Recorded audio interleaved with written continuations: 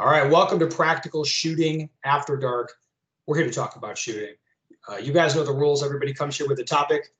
On deck tonight, Mr. Matt Hopkins. Hi.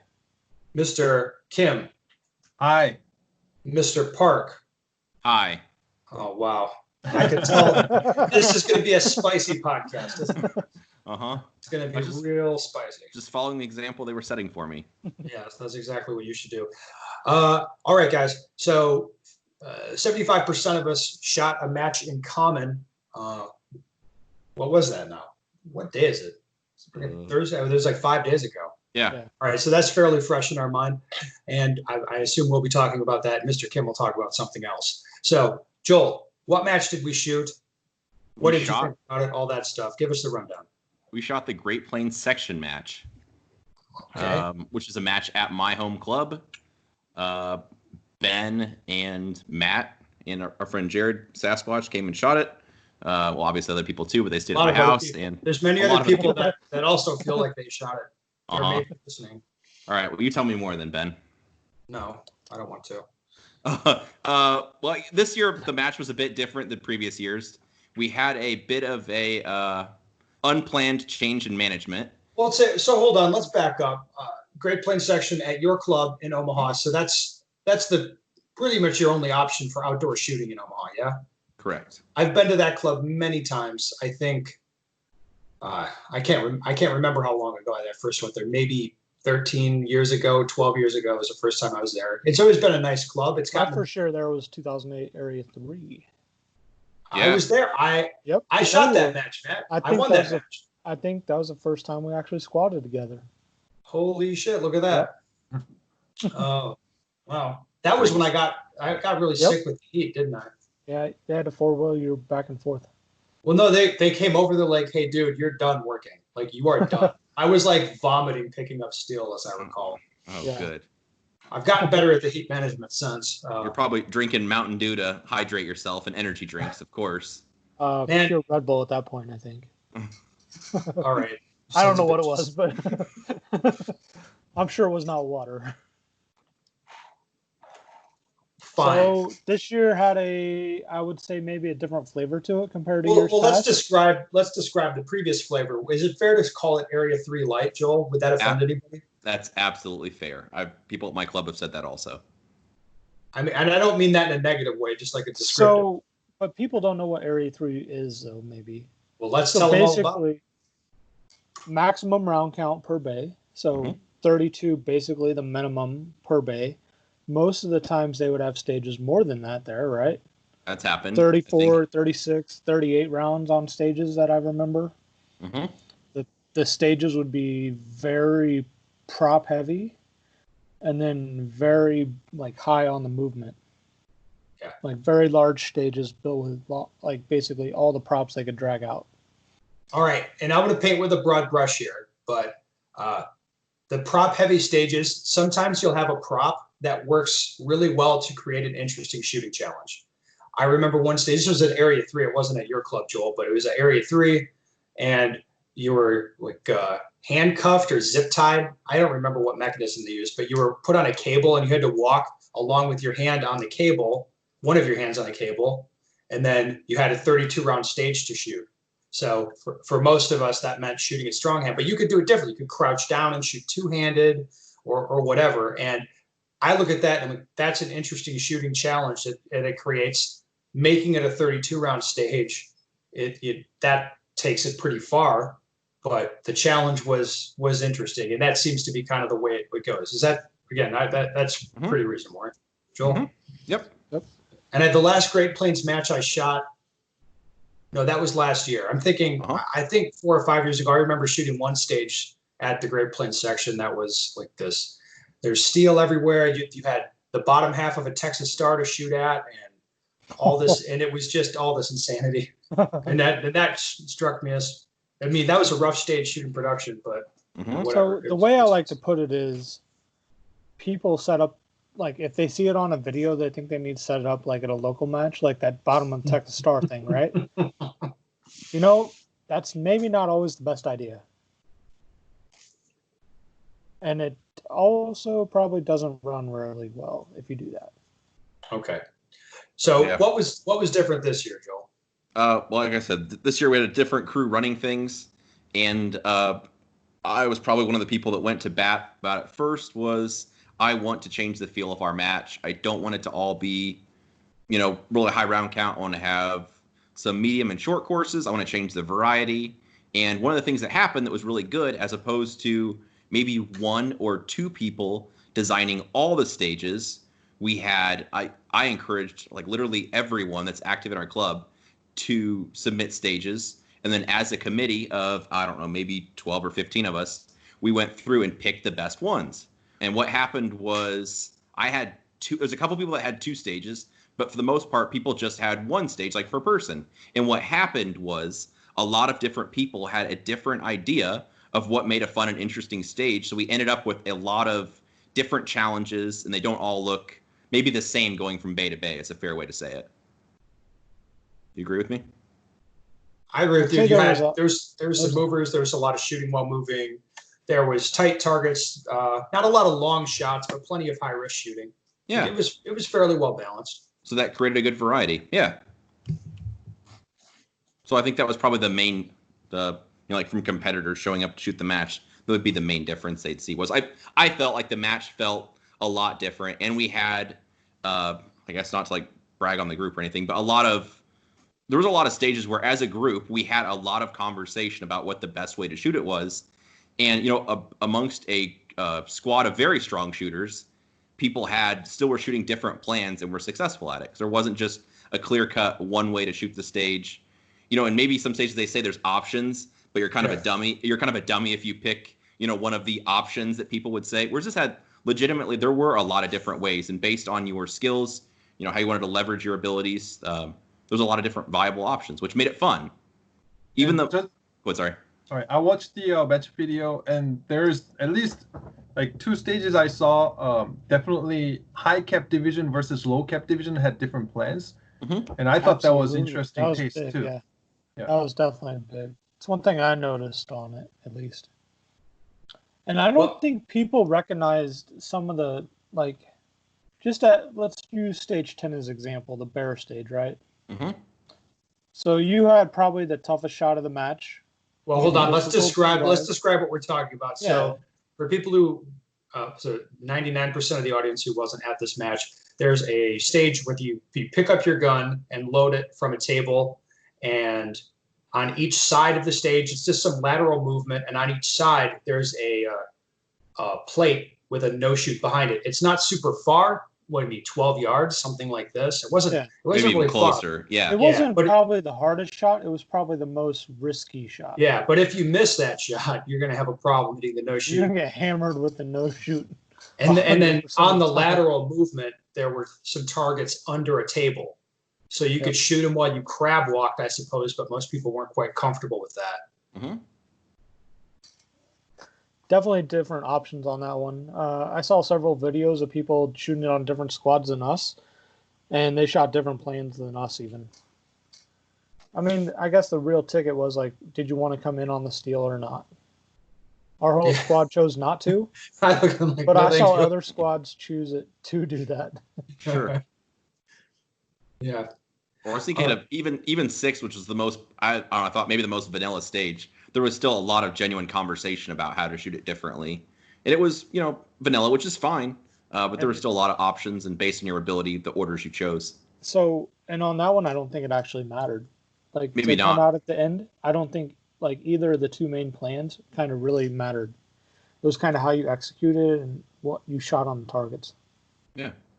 All right, Joel. So when your club did this management, I don't want to talk out of turn, but you structured things differently, and I pushed you, I know, because it's a structure I've seen work well at other clubs that are situated similarly to yours, where you have a lot of guys that are motivated and involved. So you have a lot of very involved people there. I don't know if you know how unique it is, but most clubs that I go to, I don't see guys out there training. If you're out there on Saturday morning and there's no match going on, most clubs. I'm going to see 3 people at least I know that are out there training. Yeah, and that's really cool. That's unusual. I mean, for me, I go out and I practice by myself because nobody's out there. I'm kind of looking around, like, so what's not possible at my club, at your club, you can have this kind of decentralized structure for running things. And you can have a lot of people involved and let them all be kind of empowered to design stages and build stages, do stuff. And I really like that. I think that's cool. Yeah, we have an awesome group. Really do. Well, so what now? So we all shot a so- match. Let's talk about some of the fun stuff. Compared to years before, they actually provided tons of water, like more than we needed. That was the goal. Yeah, there was plenty of water this year and like extras. That was the goal. So that was a good thing, yeah. Okay, so Joel, what are you guys going to change for next year? Assuming you do the match again. Ben and I had an interesting conversation where it was Ben's idea to have a person that's maybe, obviously you set up the stages and you get the stages put up the way they look on the diagram. Maybe it's exact, maybe it's not. But I think it was Ben's idea, and I agree with, we were kind of saying it different ways, having a couple, it almost ends up being high-level guys, but maybe guys that understand what makes a stage interesting, go through and maybe just move a couple little targets or maybe just move a wall here or there.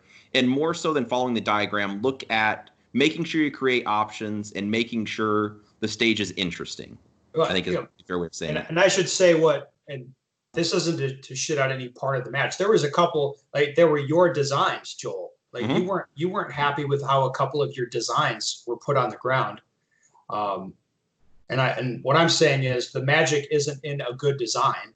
The magic is in the setup. Because when you put a stage in a bay, it's like it never really looks the way you think it should look. And quite frankly, I think people using these three-dimensional design tools with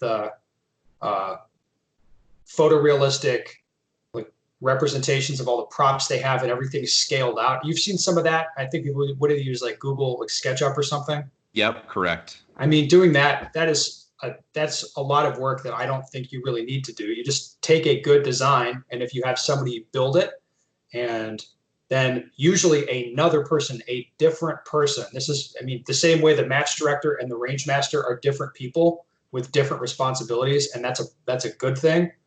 Having one person or group of people build a stage, and then another person or group of people go and vet the stage for safety, obviously, and then add it like, hey, we're going to add a vision barrier here to block this target off. Or a good example is like one of the stages that you guys had. There's a Texas Star and a Swinger and a few other things to shoot. And the way I looked at that, I'm like, I don't see any reason to just not stand here and shoot all of these things right from this spot. And you've been around, if I'm building a stage for a class and I look at it and like, oh, this is very convenient to do it this way. I look at the stage and I can see a lot of things from a lot of different places, but I just see the most convenient way to do it. And I think everyone's going to do it that way pretty much. Then I just would take that option away. Yeah. I would just like, nope, fuck that. I'm going to take away the convenient thing and make you figure out among the less convenient options how to do things. Yeah. And to accomplish that, it would just be like adding a no shoot or adding a wall or maybe moving some barrels. Simple stuff. Just a very minor little tweak. Yeah. Not really fundamentally changing anything. Just. The only thing I can see downside of that is people having the time to do it. Sure. It gets done during the range master's safety vetting, I would think. Right. This is not a time thing. It really doesn't take much time. Depending on setup, I think it would. Like if they're rushing around, they only have 1 day setup to do 10 stages. It kind of depends. All right, Matt.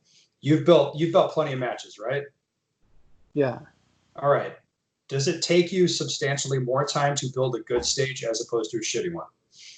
Does it take me? Yes. Does it take you? Exactly. Oh. There you go. Case closed.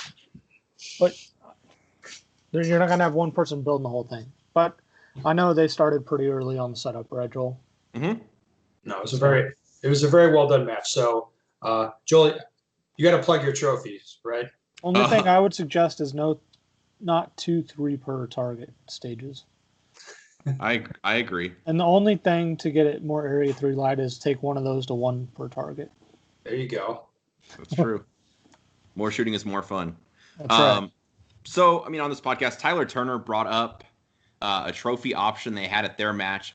Maybe it's like a year ago on this. I don't know, a year and a half ago, something like that. But anyway, I liked it. So I'm like, I messaged him privately. Hey, can you find out, is there a sticker on that trophy? Send me the name of the company. I want those. So anyway, I was in charge of ordering trophies for our match, and I ordered from that company. So the company is TAC Trainers. It's TAC, then trainers.com. But I think they're actually quite cool. It's an airsoft target. They're knockdown. This one just happens to say Carry Optics unclassified win, but first place. Is that really a win though? If it's unclassified, it is. I mean, I'm not sure about the guy that won it, but anyway, yeah. So they're quite cool. They have they're actual, like you could use it for a dry fire. I think it's kind of cool where everybody has, a bookshelf full of plaques or a wall full of plaques. Maybe you have those tumblers like the mugs. This is something that not many people have.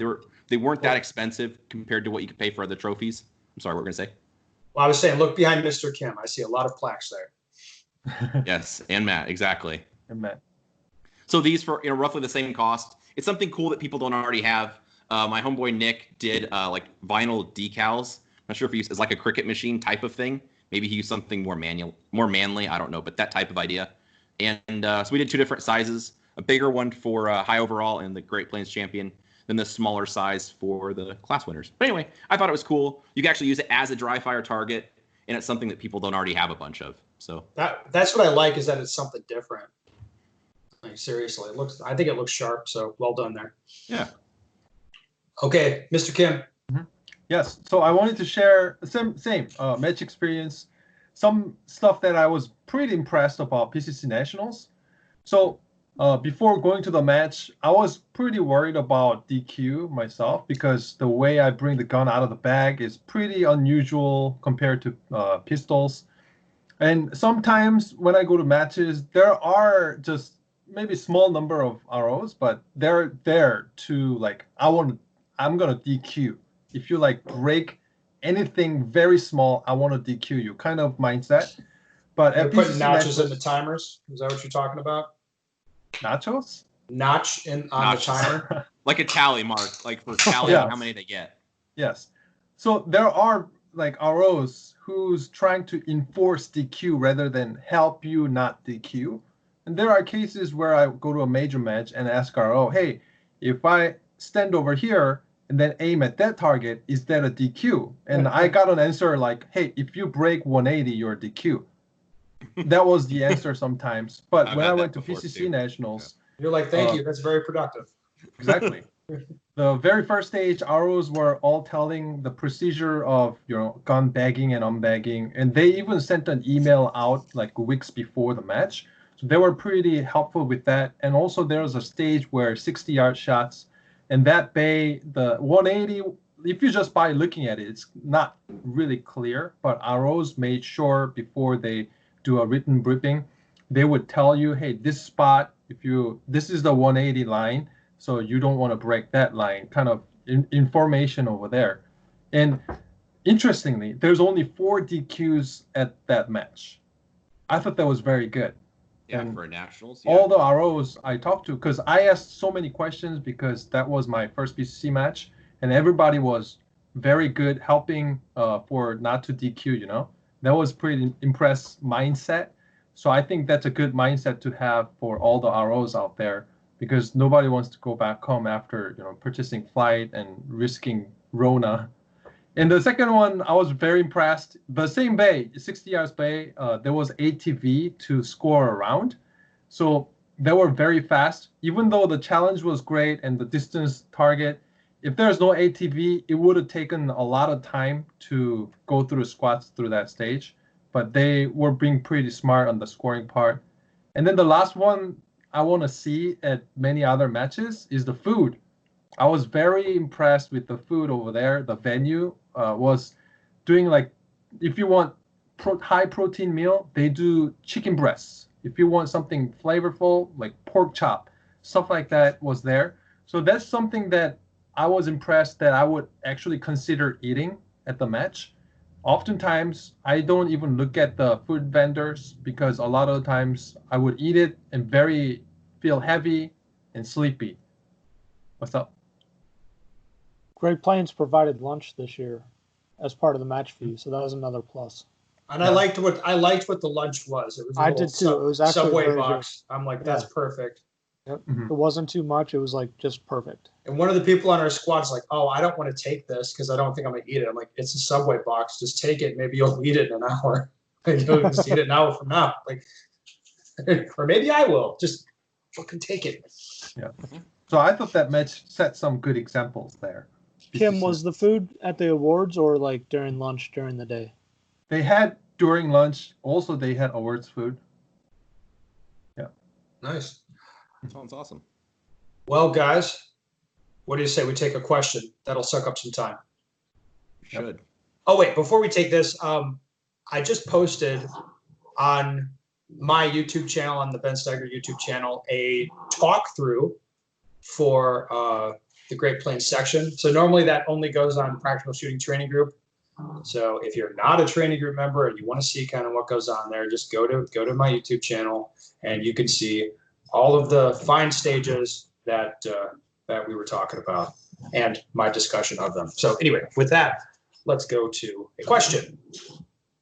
Okay, hi, I just found your podcast about a month ago and went back and listened to them all. Oh, I help run local lot. clubs USPSA matches, and I've noticed you mentioned on some of your podcasts about the lack of stage design making stages boring. My question is, how can I make stages not boring? Can I answer first, guys, and then you Please. kind of Yeah. fill in where I don't? Okay, so instead of the conventional way I think people design stages is they think of stuff that they want the shooter to do. So like, well, like it's like start position first, and then they think about how many rounds it's going to be, and they kind of set the targets out and block things off with the walls. Like they do that kind of style of stage design. What I recommend instead, this is the way I build stages, and I think it's faster and better.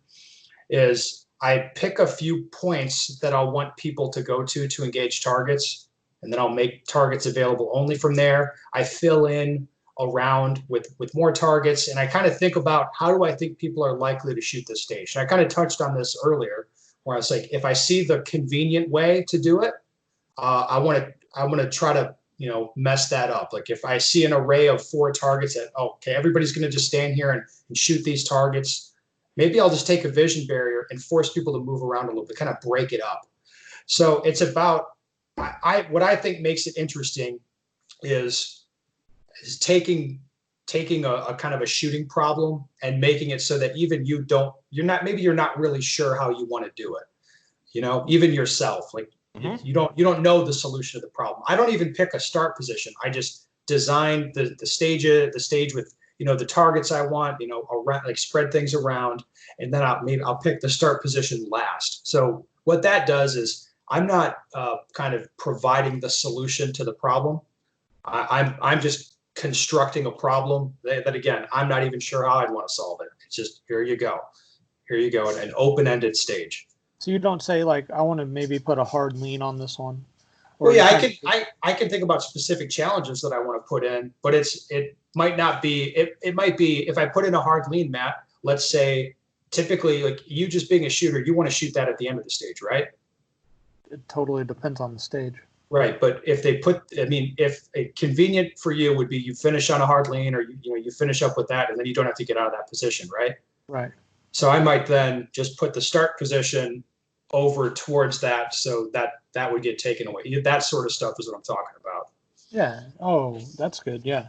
I don't think that's out of the realm of possibilities though. So like I won't actually design start positions either. Like it's like what's best.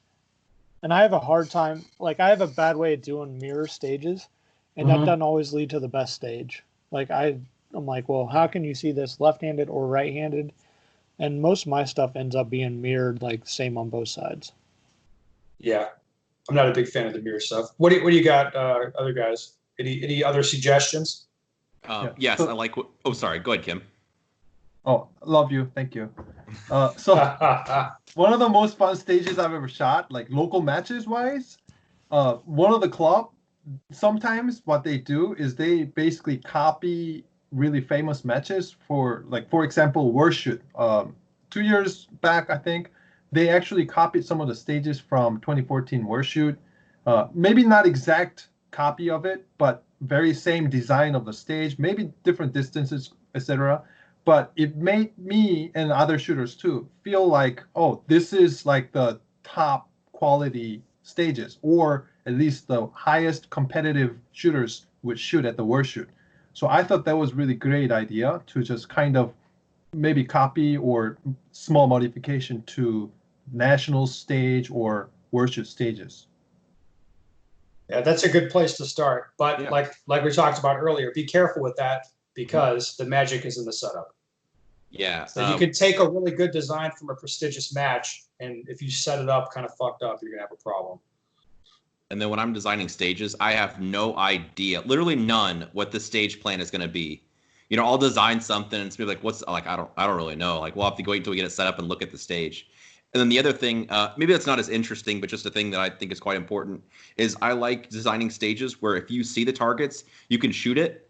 And if there's an issue with a safe angle, I will move a barrel or a wall because I don't like it where you have to draw on the, you know, you're carving some line on the ground or spray painting or, oh, if you shoot this target from here, you're going to have a problem. It's going to be a safety issue. So I like setting up stages where if you can see the targets, you can shoot it within reason. Because obviously maybe you could look way back past your shoulder or something ridiculous. But for the most part, anything, you know, relatively around the 180 and forward, if you see it, you can shoot it.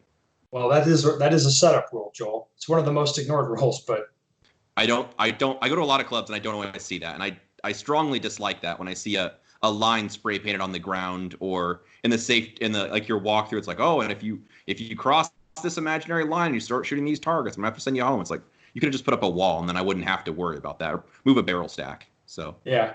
But I really do think the thing that makes stages interesting is getting a lot of people involved in the design and having people come up with ideas that you wouldn't come up with because everybody has their own take on things, and then kind of melding that together in a way that you're not really sure what the answer is or how you'd shoot it. I mean, Joel, you've been around enough classes. I'll build a stage. You guys are like, hey, how are you going to do this and this? And I'll be like, yeah, I have no idea. I haven't even like looked at it or figured it out. I'm just like kind of putting this out here. Yep. Or if I design like a stage, I'll have it on paper. It's like my homeboys help me set up a stage for a club match. But, you know, I don't have any emotional attachment. So if something's not quite the way I had it in my mind, like that's cool. As long as there's not a safety issue, we just roll with it. And then maybe what they had in mind wasn't quite what I had in mind, but maybe it's more interesting or something different and all that stuff's like, that's good. Just roll with it.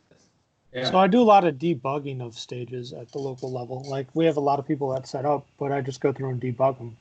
One of the things I do is like, well, what were you trying to do with this? And then I try to like work the stage around what they were trying to do. Yeah. So if they wanted to have that hard lean in there at that exact spot, it's like, okay, so how can we move around the targets, adjust this fault line a little to make it happen with it, like stay within the rules, like safe and all that. Sure. Yeah. Well, there you go. Another bang up podcast. Indeed it was. Fucking A. Me do the line for you? Yeah. Listeners, if you have a question you want the answer to, go to my website, spensteger.com. Send me your email. We'd love to hear from you. We would.